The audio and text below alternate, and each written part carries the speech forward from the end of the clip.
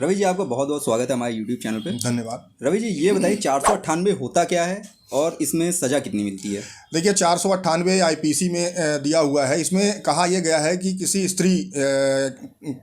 किसी स्त्री के पति या उसके ससुराल वाले यानी कि नाते रिश्तेदार कोई भी हो, उसको प्रताड़ित करना, मारना पीटना या कोई मूल्यवान संपत्ति मांगने की इच्छा रखना। जैसे कि अक्सर हम लोग देखते हैं कि जो कई एफआईआरें आती हैं जिसमें ये कहा जाता है कि हमारे पति या उनके रिश्तेदारों ने इन चीज़ों की डिमांड की, हमें मारा पीटा, हमें घर से भगा दिया, तो ये 498 की श्रेणी में आता है।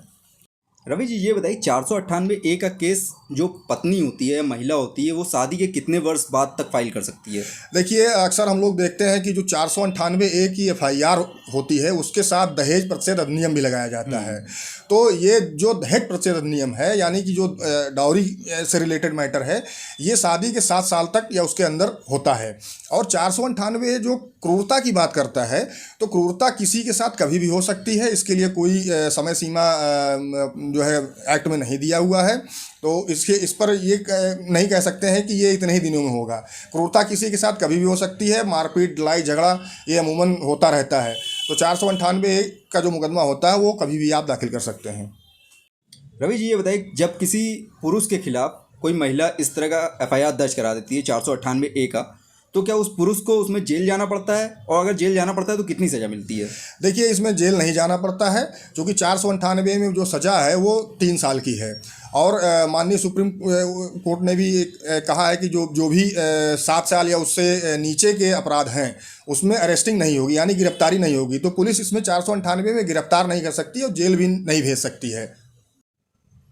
रवि, जब किसी पुरुष के खिलाफ 498 का मुकदमा फाइल होता है तो क्या उसको जमानत इजीली मिल जाती है?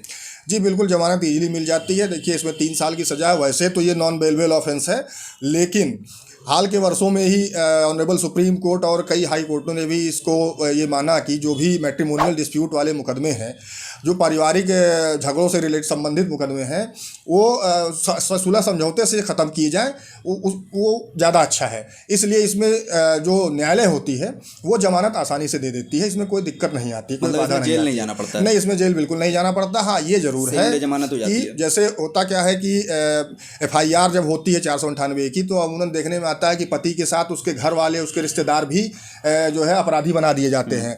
तो जब भी आप न्यायालय के समक्ष अपनी जमानत अर्जी दाखिल करेंगे तो जो रिश्तेदार हैं, माँ बाप हैं, उनको तो परमानेंट जमानत तो उसी दिन मिल जाती है। लेकिन पति के मामले में ये है कि उनको अंतरिम जमानत दी जाती है, यानी कि जमानत कुछ दिन के लिए दी जाती है, वो बीच में आप प्रार्थना पत्र दीजिए तो न्यायालय बढ़ाती रहती है। इस बीच न्यायालय ये करती है कि मीडिएशन भेजती है कि भाई एक बार आप दोनों लोग फिर से बैठ के बात कर लीजिए। हो सकता है कि सुलह समझौते के आधार पर मुकदमा ख़त्म हो जाए और न्यायालय में ना आना पड़े आप लोग को, जैसा कि ऑनरेबल सुप्रीम कोर्ट और हाई कोर्ट कहती है कि भाई ऐसे मुकदमे को सुलह समझौते के आधार पर आप ख़त्म कीजिए।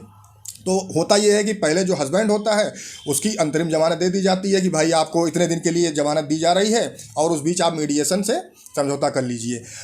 या नहीं भी समझौता होता, वो मीडिएशन चलता रहता है, तो वो बीच में जितने दिन के लिए जमानत दी जाएगी फिर आगे वो एक्सटेंड होती रहती है।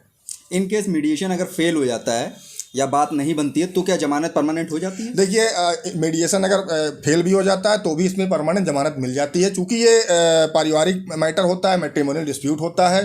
तो न्यायालय भी ये चाहती है कि इसमें जमानत दे दी जाए और आगे मुकदमा बढ़े, तो हो सकता है मुकदमे के बीच में समझौता हो जाए और जो है मामला ख़त्म हो जाए, इसलिए इसमें जमानत दे दी जाती है। कुल मिला के इसमें पुरुषों को जेल नहीं जाना पड़ेगा? नहीं, इसमें जेल नहीं जाना पड़ता है, क्योंकि ये फिर वही मैं कहूँगा कि ये पारिवारिक मसला होता है, पति पत्नी के बीच का झगड़ा होता है, तो इसमें ज़्यादातर होता है कि लास्ट में जाके समझौता ही होता है। रवि जी, ये बताइए जब किसी पुरुष के ऊपर या पति के ऊपर, अमूमन पति को ही मैं लेता हूँ, पति के ऊपर जो 498 का मुकदमा कर देती है कोई पत्नी, तो क्या उस समय वो विदेश जा सकता है? अगर कहीं विदेश में नौकरी करता है और उस समय इंडिया आया हुआ है, उसके ऊपर केस हो गया है, तो क्या वो केस के दौरान विदेश जा सकता है? देखिए इसमें 2 चीज़ें हैं कि पहले तो ये जान लीजिए कि अगर महिला द्वारा यानी कि उसकी पत्नी द्वारा कोई आपत्ति की जाती है कि भाई अगर इनको आप विदेश भेज देंगे तो ये नहीं आएंगे और ये मुकदमा ऐसे पेंडिंग रहेगा, तो ऐसी स्थिति में हो सकता है न्यायालय ऐसी कुछ शर्त रख दे कि भाई during the pendency of this case आप जो है विदेश नहीं जा सकते। लेकिन ये है कि अगर आप अपनी समस्या बताएंगे कि भाई हमारी वहाँ जॉब है, हम वहाँ नौकरी करते हैं और अगर हम नहीं जाएंगे तो हमारे घर परिवार का खर्चा कैसे चलेगा, हम बेरोजगार हो जाएंगे। और ऐसी स्थिति में अगर आप न्यायालय से परमिशन मांगते हैं तो न्यायालय परमिशन देती है, तो आप जा सकते हैं।